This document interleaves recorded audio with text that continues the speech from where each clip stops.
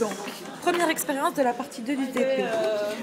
Nous disposons d'un multimètre capable de réaliser la fonction voltmètre et ampèremètre et d'un circuit composé d'un condensateur, d'une résistance, de 2 piles de 1,5 volts et d'un interrupteur. Quand l'interrupteur est placé vers nous, ça correspond à une charge et quand nous le poussons, ça correspond à une décharge. Mesurons donc la différence de potentiel aux bornes du condensateur.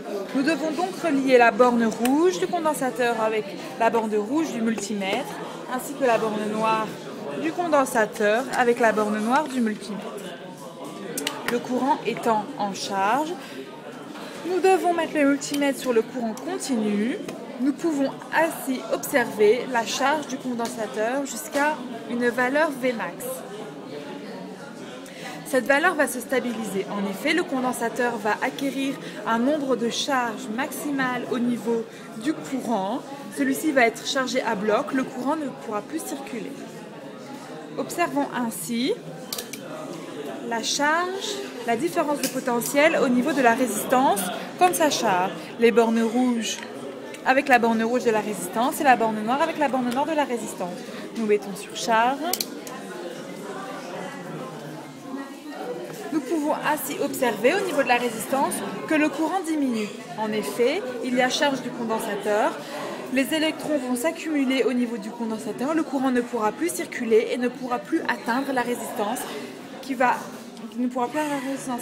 Donc, la différence de potentiel de la résistance va augmenter le temps que le courant va pouvoir circuler, puis diminuer quand le condensateur aura acquis le nombre de charges maximales et ne pourra plus circuler.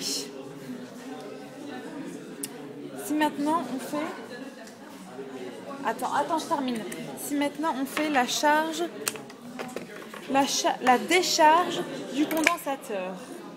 Le condensateur étant rechargé à bloc. Nous pouvons ainsi relier les bornes noires et rouges et mettre sur décharge. Nous observons que le condensateur diminue quand l'interrupteur est sur décharge. En effet, il n'y a plus de courant qui circule, les charges du condensateur peuvent ressortir et ainsi être libérées. La charge du condensateur va donc être diminuée. Quand on regarde ainsi au niveau de la résistance,